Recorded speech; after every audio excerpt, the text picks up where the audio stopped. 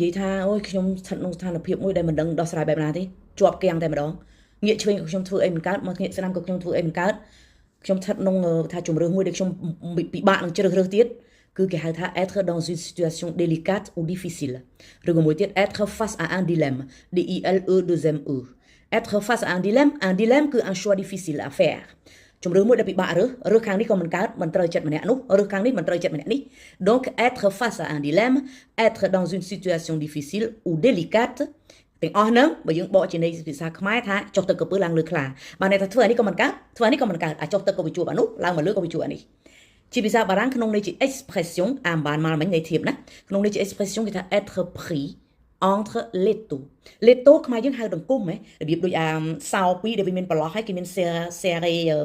manivelle សម្រាប់ទូកនេះទៅ serré វាណា les taux ចាំខ្ញុំដាក់រូបឲ្យឬក៏ être entre l'enclume et le marteau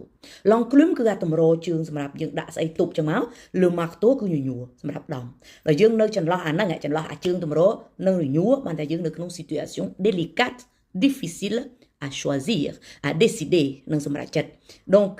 être entre l'enclume et le marteau, être face à un dilemme, être pris entre les taux ទាំងអស់ហ្នឹងគឺចុះទឹកក្រពើឡើងលើខ្លា